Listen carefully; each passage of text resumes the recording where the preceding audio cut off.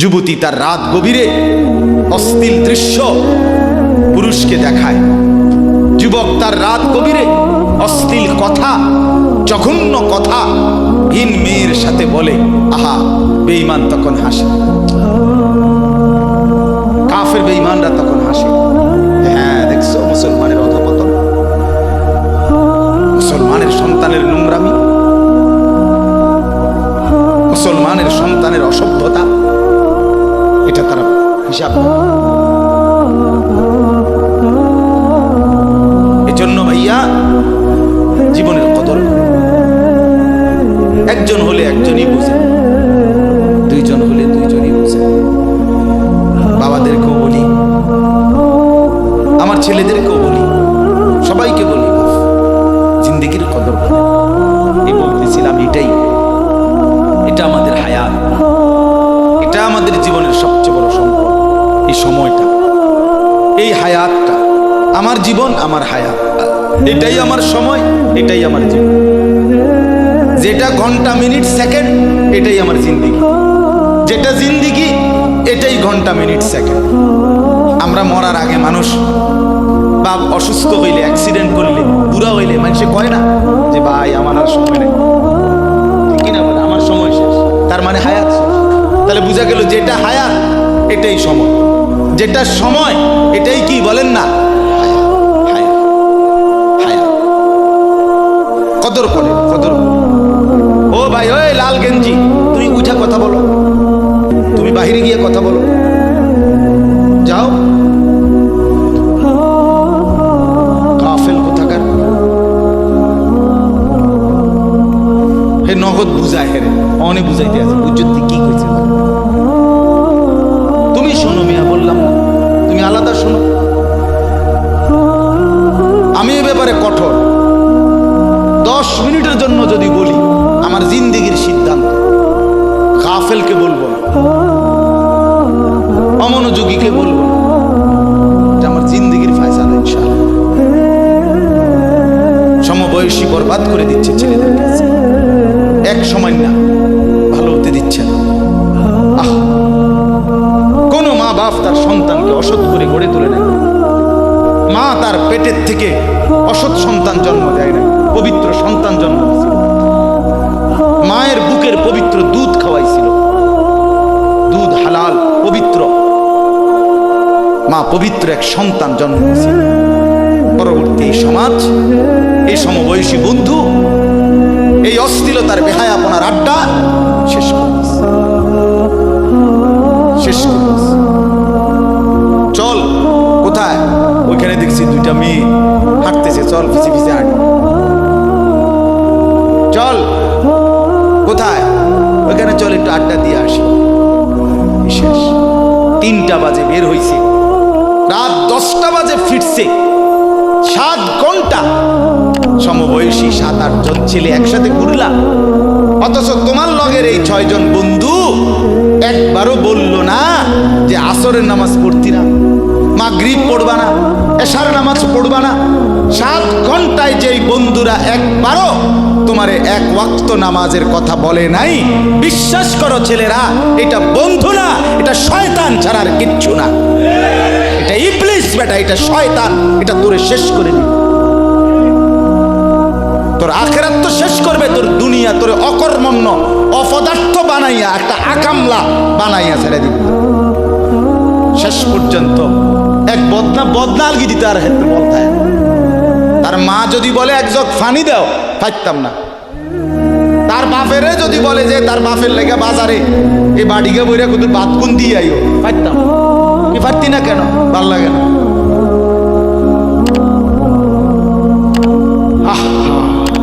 গুনাহ, অশ্লীলতা, বেহায়াপনা, উলঙ্গপনা শেষ পর্যন্ত এরকম অপদার্থ বানায়, অকর্মণ্য বানিয়ে। হযরত আব্দুল্লাহ ইবনে আব্বাস রাদিয়াল্লাহু তাআলা আনহু বলেন, প্রত্যেকটা গুনাহ মানুষকে দুর্বল করে। আপনি যতবার নারী দেখবেন, ভিন নারী, খোদার কসম আপনার শক্তি সামর্থ্য দুর্বল। জিনা, ব্যভিচার, মদ, জুয়া, সুদ, ঘুষ, অশ্লীল দৃশ্য, নাচ, গান আপনাকে দুর্বল। সাওয়াদান ফিল ওয়াজহ, চেহারা কালো করে দিবে। জুলমাতান ফিল কলব, অন্তর অন্ধকার করে দিবে। ওয়াহানান ফিল বাদান, শরীর দুর্বল করে দিবে। দাইকান ফির রিজক, রিজিক সংকীর্ণ করে দিবে। বুগদাতান ফি কুলুবিল খালক, মানুষের চোখে ঘৃণিত বানায় দিবে। এই পাঁচটা ক্ষতি। প্রত্যেক গুনাহ কয়টা ক্ষতি করে?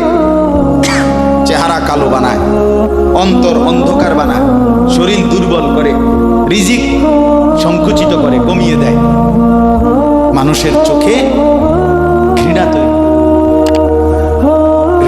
আমনে দুইটা ছেলে একসাথে মনে করেন বিড়ি খায়, সিগারেট খায়, গাঁজা খায়, একসাথে হেরা 24 ঘন্টা চলে, একসাথে মোবাইলে ছবি দেখে, নাচ দেখে, ভিডিও দেখে, অস্থির। এরকম দুইজনের আলগা করে একজনের জিগান তোর লগের হেতে কেমন, হেতে কি করবো? উনি জোনায়েত বাগদান কথা বলেন না, হে বলবো এটা নাকি? সে বলবো যে অসভ্য। তাইলে কি বুঝা গেল? আপন যার লগে চলছিলা তুমি, এইটাও তো তোমারে অসভ্য। অসভ্যকে অসভ্যও অসভ্য বলে, সভ্যরাও অসভ্য। এই কথাটা চলবে। দুশ্চরিত্রকে, মন্দকে মন্দ লোকেও মন্দ বলে, ভালো লোকেও কি বলে? নেককার। এর উল্টাটা, একটা লোক নামাজি, চরিত্রবান, দিনদার, আল্লাহর পথে চলে, ছেলেটা নামাজ পড়ে, যুবক, সমাজের যে কোনো কাউকে খারাপ, একের গাঁজাখোর, ফুট্টাখোর, বাবাখোরকে জিগান যে এই লোকটা কেমন, সে বলবে ভাই আমি খারাপ হইতে পারি, কিন্তু তবে হেতে ভালো। ঠিক কি না বলে? এজন্য প্রিয় বন্ধু, আবারও বলছি, বাপ জিন্দেগি নষ্ট করেন, হায়াতের কদর করেন, জীবনের কদর করেন, জীবন সুন্দর করেন। আপনার দিকে আপনি নজর দেন, আপনার দিকে। ছেলেদেরকে বলি, বাবা তুমি তোমার আপাদমস্তক দেখো, তোমার এই চুল মুসলমানের তো, তুমি খেয়াল করো। গোটা পৃথিবীতে এই আজকে ছেলেদের, তোমাদের যাদের চুল বড় বড় এলোমেলো, এগুলো সবগুলো ইয়াহুদিদের চুল।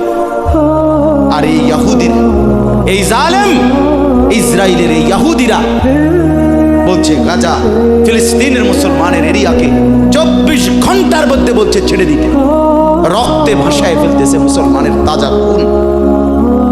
আজকে 75 বছর একটানা মুসলমানের রক্ত ঝরাচ্ছে ফিলিস্তিনে এই ইসরায়েলের ইয়াহুদিরা। এই সমস্ত চুলের কাটিং এগুলো ইয়াহুদিদের, বিশ্বাস কসম এটা তাদের ডিজাইন। কেন? তারা দাজ্জালের জন্য পৃথিবীকে সাজাইতেছে।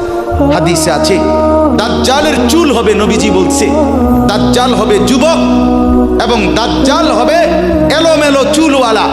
আল্লাহর নবীর হাদিস, কসম, বুখারী মুসলিমের হাদিস। এই জন্য দাজ্জালের চুল হবে আউলা ঝাউলা চুল, স্বাভাবিক চুল না।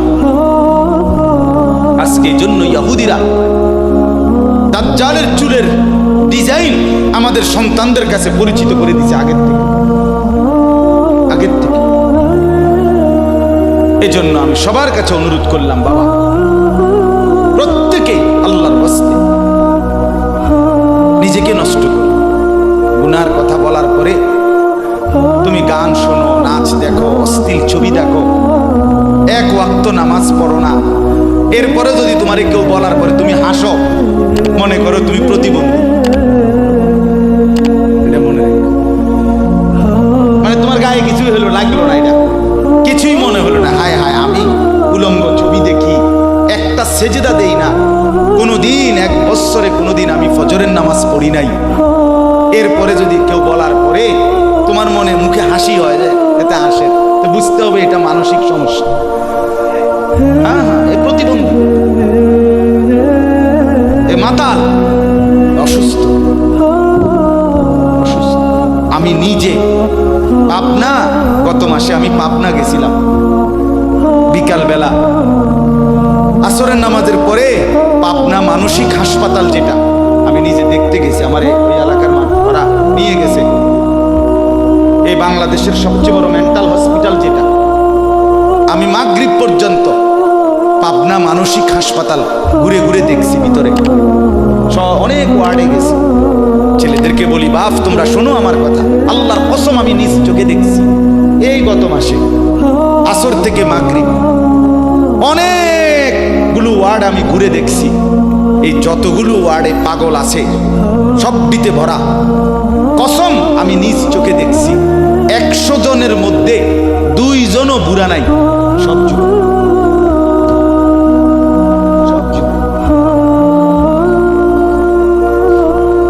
বিশ্বাস করো আল্লাহর নাফরমানি করে জিন্দেগি তামাশা বানাই।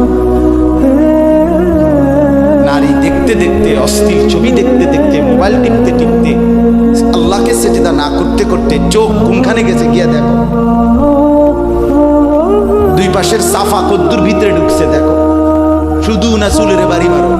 পৃথিবীতে কোনো কালে, কোনো বইতে, কিতাবে, কোনো গবেষণায় যে চুল এটারে আলাদাভাবে খুব বেশি পেরেশানি করার বস্তু ছিল না। এটা মনে করে হে নিজের চুল নিজে বাইরে দেয়। এটার মধ্যে নিজের আরেকজনে যদি তোমার চুল ধরে টাইনতো তাহলে তো একটা কথা আছে, তোমার চুল তুমি বাড়ি দাও, এটার মধ্যে সুন্দরের কি আছে? আবার বেউকুফ আহাম্মক, কেমন আহাম্মক আমি বুঝি না। এটা আল্লাহ আমাদেরকে বুঝ দান করে। আমার বাপ 2টা আয়াত পড়ছি, আমি তর্জমা বলি। আল্লাহ তাআলা বলেন, ওয়াতলু মা উহিয়া ইলাইকা মিন কিতাবি রাব্বিক। নবীজি সাল্লাল্লাহু আলাইহি সাল্লাম মানুষকে কালেমার দাওয়াত দিতেন, তো বিভিন্ন জন বিভিন্ন বুদ্ধি দিত। কথাটা ছোট্ট খেয়াল করে, কইতো মুহাম্মদ এমনে কও, আরেকজনে কইতো হেমনে কও, আরেকজনে বলতো মুহাম্মদ এই সিস্টেমে কইতই, আরেকজনে বলতো আগে নেতা করে মুসলমান বানাইতই, আরেকজনে বলতো আরে এই সমস্ত গরিব শরীফ গোলাম কৃতদাস বেলাল খাব্বাব খুবাইব ইতার লইয়া ফিরে থাকলো বুনি, বুদ্ধির শেষ নাই। বুঝেন নাই কথাটা? আল্লাহ তাআলা তখন বন্ধুকে বললেন, দোস্ত সব বাদ দেন, আমি যেটা বলি শুনেন। ওয়াতলু মা উহিয়া ইলাইকা মিন কিতাবি রাব্বিক। আপনার রব আল্লাহ আপনার উপরে প্রতিনিয়ত যেই কোরআন নাজিল করতেছে, আপনি সকলের সামনে সেই কোরআন তেলাওয়াত করুন। কোরআন পড়ুন। ওই যে হাফেজ তানভীর কোরআনুল কারীম শুনেছে, এটাই দাওয়াত, এটাই দাওয়াত। সে আর বাংলায় কি বলা দরকার? কিচ্ছু বলার দরকার। এই কোরআনের তেলাওয়াত যে রব্বুল আলামিন আমাদেরকে দেখাই দিলেন। আমি আল্লাহ তাআলা এক অন্ধ, যে গোটা পৃথিবী দেখে না, তো এক অন্ধ মানুষের জবান দিয়ে যদি আমি আমার কোরআন এত সুন্দর করে উচ্চারণ করাইতে পারি, তাহলে তোমাদের যারা চোখওয়ালা আমার কোরআন দেখে দেখেও কোনোদিন পড়তে পারো না, তোমাদের হালাত কি হবে? কেমনে তোমরা আমি আল্লাহর সামনে দাঁড়াইবা? হাসরের ময়দানে রাসূলের সামনে কেমনে দাঁড়াইবা? খোদার কসম আরেকবার দুনিয়া থেকে ভাবতেন, ভাইবেন। সুপারিশ, আচ্ছা। হাউজে কাউসারের পানি, আচ্ছা ঠিক আছে। এই বিড়ি খাইতে খাইতে, বিড়ি খাইতে খাইতে 60 বছর বয়স, এখনো বিড়ি সিগারেট খান।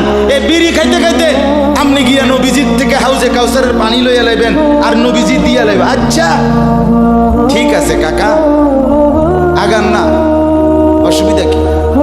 চা দোকানে নর্তকীর নাচ দেখেন, চা দোকানে বইয়ে বইয়ে টেলিভিশন দেখেন, আর বিড়ি খান।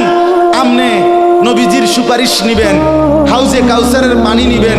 নবীজি বিষয়টা আমনেরে এত সহজ করে বলে দিয়ে গেছে না? কথা বলেন না কেন? নবীজি এ কথা বলছে, উম্মত চুরি ডাকাতি জিনা ব্যভিচার মদ জুয়া নাচ গান টেলিভিশন নাটক সিনেমা বিড়ি সিগারেট তুমি সব করতে থাকো, তোমার জিডা মনে করে এটা করো, হাসরের ময়দানে শুধু আমার দ্বারে আইও, আমি বেহেশতে ফাটাই দেবো। এটাই তো সুপারিশ না? তো আমনে ঘটনা কি, কাহিনীটা কি? তাই কি বুঝে বিড়ি খান, কি বুঝে সিগারেট খান, কোন বুঝে দাড়ি কাটেন, কোন বুঝে টেলিভিশনে নর্তকীর নাচ দেখেন? আজ 20 বছর ধরে যার ঘরে রঙিন টেলিভিশন চলে, নাচ গান সিনেমা নাটক নর্তকীর ছবি আমনের বউ বাচ্চা বছরের পর বছর আমনের ঘরে বইয়া সোফাত বইয়া বইয়া টেলিভিশনে নাচ গান দেখে আমনে মরতেন না? আমনের বউ বাচ্চা মরতো না? আমনে আল্লাহর সামনে দাঁড়াইতেন না? না, আচ্ছা ঠিক আছে কাকা, বাতে তো খান নাকি? খান, খাইতে থাকেন, খাইতে থাকেন। দুনিয়া ভোগ করতেছেন বলে আখেরাতকে বরাবর মনে করছেন নাকি? দুনিয়া, আমি দুনিয়া তো ভালাই চলতে আছি, বউ বাচ্চা লইয়া আছি, ফুট লইয়া 3 ফুট বিদেশ, 2 ফুট বিদেশ, টাকা ফাটায় বাজার সদাই করে খুব খাইতেছেন। আরে দুনিয়া তো আল্লাহ কাফেরকেও খাওয়ায়, খাওয়ায় কিনা বলেন? দুনিয়া আল্লাহ বেঈমানকেও খাওয়ায় কিনা বলেন? দুনিয়া আল্লাহ তাআলা কুকুর বিড়ালকে খাওয়ায় কিনা বলেন?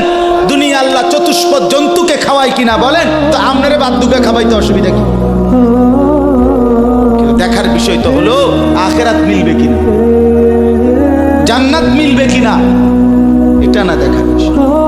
আল্লাহ বলেন, বন্ধু আতলু মা উহিয়া ইলাইকা মিন কিতাবি রাব্বিক, আমি রবের পক্ষ থেকে যে কোরআন নাজিল হয়েছে আপনি সেটাই পড়েন, দিবানিশি পড়েন।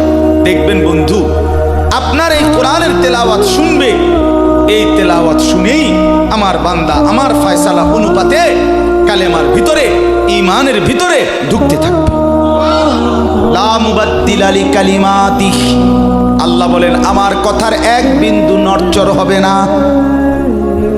বন্ধু আমার, জগতের সবাই যদি কালেমা পড়ে তবুও কোরআন পড়েন, কেউ যদি কালেমা নাও পড়ে তবুও কোরআন পড়েন, তবুও কোরআনই তেলাওয়াত করেন। অন্য কোনো বুদ্ধি নাই, অন্য কোনো ফর্মুলা নাই, অন্য কোনো মাধ্যম নাই।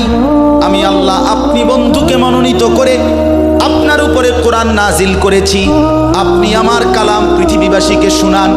যাকে যাকে ইমানদার হওয়া দরকার আমি আল্লাহ আপনার দলে ভিড়ায় দেব। সুবহানাল্লাহ। ওয়ালাম তাজিদা মিন দুনিহি মুলতাহাদা, আল্লাহ বলে বন্ধু রাতে কিংবা দিনে, সকালে কিংবা দুপুরে, সুখে কিংবা দুঃখে, অভাব কিংবা প্রাচুর্যে, একাকী কিংবা প্রকাশ্যে, ঘরে কিংবা বাজারে, কোনো জায়গায় আমি আল্লাহকে ব্যতীত আর কাউকে কোথাও কোনো আশ্রয় পাবেন না। আছি শুধু আমি আল্লাহ। মুমিনের জন্য শুধু কে? কৌন পৌঁছেগা হমে তেরে সওয়া, তু গনি হে और हम है हकीमुल उम्मत मुजद्दिदुल मिल्लत हजरत मौलाना शाह अशरफ अली थानवी रहमतुल्लाह अलैहि কথা বলছেন ওনার মুনাজাত থেকে। উনি বলতেন মুনাজাতের মধ্যে, আল্লাহ কোন পৌঁছেগা হমে তেরে সওয়া। আপ কি বুঝে বিড়ি খান, কি বুঝে সিগারেট খান, কোন বুঝে দাড়ি কাটেন, কোন বুঝে টেলিভিশনে নর্তকীর নাচ দেখেন। আজ 20 বছর ধরে যার ঘরে রঙিন টেলিভিশন চলে, নাচ গান সিনেমা নাটক নর্তকীর ছবি আমনের বউ বাচ্চা বছরের পর বছর আমনের ঘরে বইয়া সোফাত বইয়া বইয়া টেলিভিশনে নাচ গান দেখে, আমনে মরতেন না? আমনের বউ বাচ্চা মরতো না? আমনে আল্লাহর সামনে দাঁড়াইতেন না? না, জিন্দিগিটাই ছবি, জীবনটাই ছবি, একেবারে যেটা পাও। আজ মুসলমানের যুবকের কথা হইল বেঈমান ইহুদি আর কাফেররা আমাদেরকে এরকম ফাঁদে ফেলাইছে যে যা কিছু আছে 24 ঘন্টা মুসলমানের ছেলে মেয়ের হাতে মোবাইল তুলে দিছে, যেটা পাও শুধু ছবি উড়াই আমার কাছে পাঠায়। এটা কুত্তা হোক, বিলাই হোক, শুকর হোক, মানুষ হোক, গরু হোক, ছাগল হোক, হুজুর হোক, পাবলিক হোক, বেড়া হোক, বেড়ি হোক, জোয়ান হোক, বুড়া হোক, যেটা পাও শুধু ছবি। জিন্দিগির কাজে একটা হায় হায় বাপ, তোমরা বুঝো না, বেঈমান তোমাদেরকে বেঁধে ফেলছে আষ্টে পিছে। নবীজি এই কথা বলছে, উম্মত চুরি ডাকাতি জিনা ব্যভিচার মদ জুয়া নাচ গান টেলিভিশন নাটক সিনেমা বিড়ি সিগারেট তুমি সব করতে থাকো, তোমার জিডা মনে কয়টা করো, হাসরের ময়দানে শুধু আমার দ্বারে আইও, আমি বেহেশতে পাঠাই দিব। এটাই তো সুপারিশ না? তো আমনে ঘটনা কি?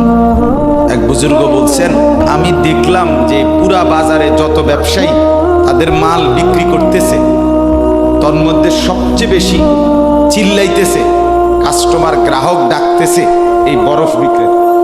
এবং চিৎকার করে করে বলতেছে, হে আল্লাহর বান্দারা, তোমরা ওই ব্যক্তির উপরে একটু দয়া করো, যাদের নেওয়ার জলদি জলদি নাও, যার পুঁজি খুব দ্রুতই গলে গলে শেষ হয়ে যাইতেছে। মানে আমার এই বরফের চাকাটা যদি তোমরা কিনতে দেরি করো, তাহলে আমার এটা কিন্তু এটাই আমার পুঁজি। এখন এটা যদি দেরি করো তাহলে গলে গলে কি হয়ে যাবে, আমার পুঁজি শেষ হয়ে যাবে, আমি আর বেচমুখী। তাই বরফের চাকাটা এমন না যে যতক্ষণ বেচা হবে না অতক্ষণ গলবে না, এমন সে গলতেই আছে, বেচা হোক কিংবা না। তো ওই আল্লাহর ওলি বলেন, আমি এই বরফ বিক্রেতার এই আহাজারি, তার এই চিৎকার চেঁচামেচি, তার এই পেরেশানি থেকে আমার হায়াতের কদর বুঝলাম, জীবনের কদর বুঝলাম, যে আমার হায়াতটাও ঠিক এরকম, এটা গলে গলে শেষ হয়ে যাচ্ছে। প্রতি মিনিট প্রতি সেকেন্ড আমি ঘুমে থাকি কিংবা সজাগ থাকি, আমার হায়াত শেষ হচ্ছে। খামখেয়ালি করে গপ মারলাম, তামাশা করলাম, তবুও শেষ হচ্ছে। কঠোর পরিশ্রম করতেছে ওই ব্যক্তির সময় কি হইতেছে, হায়াত শেষ হচ্ছে। অতএব বরফ বিক্রেতার পুঁজি যেমন গলে গলে শেষ হয়, আমাদের হায়াত, আমাদের জিন্দেগি, আমাদেরকে একটি নির্দিষ্ট সময় আল্লাহ তাআলা বেঁধে দিয়েছে। আল্লাহই জানেন সেটা কতক্ষণ, কিন্তু আমরা এটা বিশ্বাস করি নির্দিষ্ট। অতএব এই নির্দিষ্ট সময়টুকু আমরা যদি গুরুত্ব দেই কিংবা অবহেলা করি, সমানভাবে চলবে। আমি ঘুমাইলাম 10টা বাজে, জেগে দেখি 12টা বাজে, তার মানে কি, আমার এই ঘুমের মধ্যে রাইখাই আমার হায়াতের 2 ঘন্টা আমার উপর দিয়ে চলে গেছে কি না? এমন আপনি চা দোকানে বসছিলেন 4টা বাজে, এখন দেখেন 6টা বাজে। আহা, আপনার এই চা দোকানের এই গল্প গুজবের মধ্যে রাইখাই আপনার হায়াতের 2 ঘন্টা আপনার থেকে চলে গেছে। এবং এটাই সত্য যে এটা আর কোনোদিন ফিরবে না, আর কোনোদিন। বিশ্ববিখ্যাত মুফাসসির হযরত মুজাহিদ ইবনে জবর রাহমাতুল্লাহ আলাইহি, যিনি হযরত আব্দুল্লাহ ইবনে আব্বাস রাদিয়াল্লাহু তাআলা আনহুমার ছাত্র ছিলেন, তাবিঈ, যারা সাহাবীকে দেখছেন, তিনি বলেন, প্রত্যেকটা দিন যখন ভোর হয়, সকাল হয়, তো পৃথিবীবাসীকে ডাক দিয়ে বলে, হে জগৎবাসী, আল্লাহর কসম, আমি একটা দিন কিয়ামতের পূর্বে শুধু এই আজকের জন্যই এসেছি, আমি আর কোনোদিন আসবো না ফিরে। তুমি আমারে নষ্ট করো না, বরবাদ করো না, আমারে কদর করো। আজকের এই 13ই অক্টোবর আগামী শুক্রবারে আবার ফিরবে না। শুক্রবার একটা আসবে, কিন্তু সেটা 13ই অক্টোবর হবে না, সেটা হয়ে যাবে 20 অক্টোবর। ঠিক না বলো? এই ঘন্টা, এই মিনিট, এই সেকেন্ড, এই সময় আর আসবে। অতএব আমার প্রথম কথা, লম্বা সময় বয়ান করার সুযোগ নেই, আপনাদের কাছে আমার প্রথম কথা, আমার বাপ, যে যত দিকে ব্যস্ত থাকেন, জিন্দেগির কদর করে। আপনার হায়াত আপনার কাছে আমানত। কোরআনুল কারীমের মধ্যে আল্লাহ তাআলা বলেন, ওয়াউরিদু আলা রাব্বিকা সাফফা, এই সূরা কাহফের মধ্যে, আমি যে এই সূরা থেকে পড়ছি, আল্লাহ বলেন, তোমাদের প্রত্যেককে হাসরের ময়দানে লাইন ধরিয়ে একজন একজন করে আমি আল্লাহর সামনে এনে দাঁড় করাবো। একজন একজন আমি আল্লাহর মুখোমুখি পেশ করা হবে। লাকাদ জিতুমুনা কামা খালাকনাকুম আউওয়ালা মাররা, আল্লাহ তাআলা তখন বলবে, বান্দা কি হলো, মনে কি পড়ে? আল্লাহ বলবেন, বান্দা মনে পড়ে তো যে অবস্থায় দুনিয়া গেছিলা, আজ ঠিক সেই অবস্থায় আমি আল্লাহর সামনে আসলাম। দুনিয়া থেকে যেদিন দুনিয়ায় গেছিলাম মায়ের পেট থেকে, সেদিন একাই গেছিলাম, আজ ঠিক একাই কার কাছে ফিরলাম? বাল জাআমতুম আল্লান নাজআলা লাকুম মাওঈদা, এরপরে আল্লাহ বলবে তুমি তো মনে মনে ভাবছিলা, যেই ফুর্তি যেই তামাশা তুমি করতেছিলে দুনিয়ায়, তুমি মনে করছো এমন একটা দিন আসবে না, তুমি ভেবেছিলে মরতে হবে না, হাসরের ময়দান আমি আল্লাহর সামনে আসবে না। আজ দেখলাম, আজ চতুর্দিকে তাকিয়ে দেখো এটা হাসরের ময়দান। আজ দেখো মানুষগুলো কাঁপতেছে, আজ দেখো মানুষগুলো ভয়ে ত্রস্ত। তাকিয়ে দেখো, ওয়াউদি আল কিতাব ফাতারাল মুজরিমিনা মুশফিকিনা মিম্মা ফি। আল্লাহ বলেন প্রত্যেককে আমি আল্লাহর সামনে এনে তার আমলনামা তার সামনে রাখা হবে, আর আল্লাহ বলবে পড়ো। দেখো প্রত্যেক নাফরমান পাপী নিজের জিন্দেগির গুনাহ আর নাফরমানি দেখে আল্লাহ বলেন কাঁপতে থাকে, মুশফিকিন কাম ওয়ায়াকুলুনা ইয়া ওয়াইলাতানা, আর বলবে হায় আমার কপাল মন্দ, মা লিহাযাল কিতাব, আল্লাহ এটা কাকে দিয়ে লেখাইলেন, এমন কেমন কিতাব, লা ইউগাদিরু সগীরাতান ওয়ালা কাবীরাতান ইল্লা আহসাহা। হায় আল্লাহ আমার জীবনের এক সেকেন্ড, ছোট বড় একটি কর্মকাণ্ড, একটি নিঃশ্বাস এখানে হিসাবের বাহিরে নাই, সব তো এখানে লেখা। আমি পালাবো কিভাবে, আমি বাঁচবো কিভাবে, আমি মুক্তি পাবো কিভাবে। ওয়াজাদু মা আমিলু হাদিরা। আল্লাহ বলে তোমার জিন্দেগির সব তুমি তোমার আমলনামার মধ্যেই উপস্থিত। ওয়ালা ইয়াযলিমু রাব্বুকা আহাদা। আল্লাহ বলেন তোমাদের কারো উপরে এক বিন্দু জুলুম হবে, জুলুম হবে না। এজন্য ছেলেদেরকেও বলি বাপ, খোদার কসম এই সমবয়সী বন্ধু থাকবে না। তুমি যেদিন কবরে যাইবা এরা কেউ পাশে যাবে না। তুমি যেদিন হাসরের ময়দানে দাঁড়াইবা সেদিন কেউ দাঁড়াবে না তোমার সাথে। তুমি যেদিন আল্লাহ তাআলার মুখোমুখি হতে হবে সেদিন এই বন্ধু কেউ থাকবে না। ফাইদা নুফিখা ফিস সূর ফালা আনসাবা বাইনাহুম ইয়াওমাইদিন ওয়ালা ইয়াতাসাআলুন। আল্লাহ বলেন ইসরাফিল যখন দ্বিতীয়বারে সিংগায় ফু দিবে, আমি আল্লাহ হাসরের মাঠ কায়েম করব, তখন এই হাসরের ময়দানে দাঁড়িয়ে কেউ কাউকে আত্মীয়তার বংশের সম্পর্কের কোনো পরিচয় দিবে না। কোনো মা বলবে না এটা আমার সন্তান, কোনো সন্তান বলবে না এটা আমার মা, কোনো ভাই বলবে না এ আমার বোন, বোন ডাকবে না এ আমার ভাই। ওয়ালা ইয়াতাসাআলুন, কেউ কাউকে জিজ্ঞেসও করবে না কেমন আছে, কে কারে জিজ্ঞাসা। আম্মা জান আয়েশা রাদিয়াল্লাহু তাআলা আনহা বলেন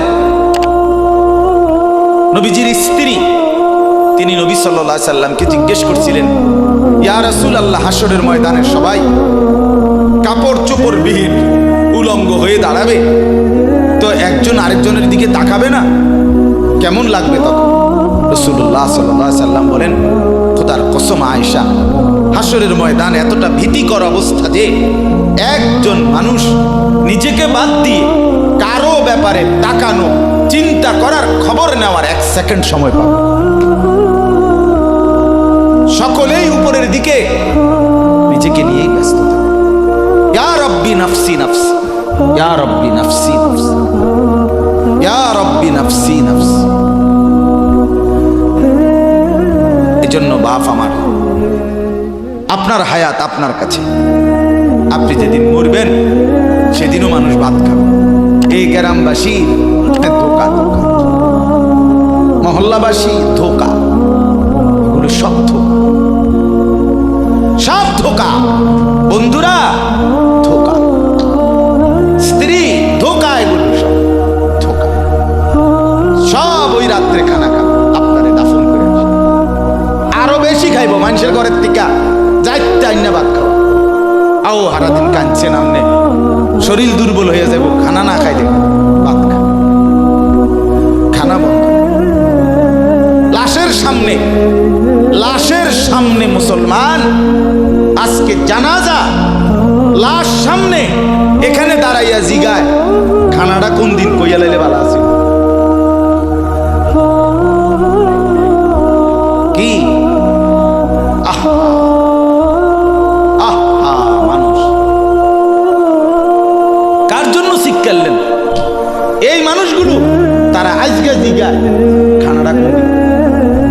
4 দিন না খানাটা কি সোমবারে করলে ভালো হয় না মঙ্গলবারে করলে ভালো হয়? কত অনবুজ করে লাইলে ভালো ছিল? লোকজন কি আর আবার পাইবেননি? মানুষটিরে আবার কইটু আইবেন, আজকেই কইয়া লাইলে ভালো। ফলে জানাজার লাশের সামনে দাঁড়াইয়া আগে কইয়ালায় সবাই খেয়াল রেখেন সোমবারে খানা। এর নাম দুনিয়া, এর নাম দুনিয়া। এই জন্য দুনিয়া বড়ই স্বার্থ, এটা রাক্ষস, শুধু গিলে খায়, তৃপ্ত হয়। সেদিন আমি এক কুটিপতির বাড়িতে গেছি, অনেক বড় সম্পদশালীর বাড়িতে গিয়া তার বাসায় বাথরুমে গেছি। দেখি যে বাথরুমের যে দরজার যে সিটকারি লাগায়, সিটকারিটা আছে, কিন্তু সিটকারিটা যেটার মধ্যে লাগাই ছোট্ট বল্টু একটা, এটার মধ্যে লাগাই যেটার মধ্যে এটা নাই। কথা বুঝছেন না? লকদার এই ছোট ইয়াটা যেটার মধ্যে লাগায় আর এটা নাই। আমি বের হয়ে বললাম, ভাইয়া এরই নাম দুনিয়া। দুনিয়া এমন একটা না একটা থেকেই যায়, সব চাহিদা সব প্রয়োজন পূরণ হয়। আপনার লাশ যেদিন জানাজা হবে সেদিনও আপনার ঘরের হাজারো প্রয়োজন বাকি থেকে যায়। পৃথিবী হাসবে ঠিকই, সিএনজিও চলবে, অটোও চলবে, সূর্যও ডুববে, চাঁদও উঠবে, রাতও শেষ হবে, দিনও আসবে, কেউ থামবে না আপনার জন্য। আপনি শুধু চলে যাবেন একা, কেউ থামবে না।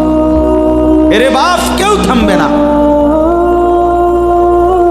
ছেলেরা আজকে বন্ধুর পাল্লায় পড়ে নষ্ট হয়ে যাচ্ছে। সমবয়সী বন্ধু তোমার উলঙ্গ ছবি দেখায়া, নর্তকী দেখায়া শেষ করে দিল। তুমি বুঝলা? সমান সমান বন্ধু একসাথে তোমার জুয়ার আড্ডায়, মদের আড্ডায়, নারীর আড্ডায়।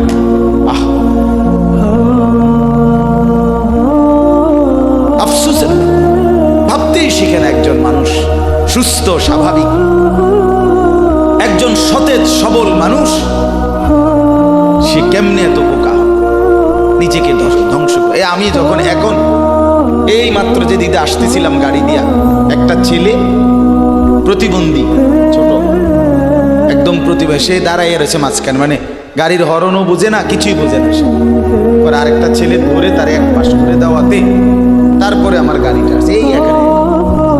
এই ছেলেটা তো অবুঝ হইতে পারে, এই ছেলেটা তো প্রতিবন্ধী, সে তার ভালো মন্দ বোঝে না। কিন্তু তুমি ছেলে সুস্থ সবল স্বাভাবিক যুবক, তুমি কেমনে নিজের ভালোটা বোঝো না? তুমি কেমনে নিজের ভালোটা বোঝো না? বলেন, এত মানুষের জানাজা, কবরস্থান নাই এমন কোন এলাকা আছে? বলেন, আপনাদের মহল্লায় কবরস্থান নাই? আপনারা কোনোদিন জানাজা পড়েন নাই? আপনারা লাশ দেখেন নাই? তাহলে জলজ্জান্ত মানুষ আজকে কবরে। জনাব হযরত মাওলানা আব্দুল বারী সাহেব, আমার তো পুরো মনে আছে কত সময় আমার কতদিন বয়ান একসাথে দেখছি, করছি, কথা বলছি। কোথায় হারিয়ে গেলেন? কোথায় চলে গেলেন? এইভাবে পরিচিত চেনা মানুষগুলো প্রতিদিন হারিয়ে যায়, কবরে চলে যায়। এরপরও কি আমার কলিজার ভিতরে একবারও এই হয়েছিল বেটা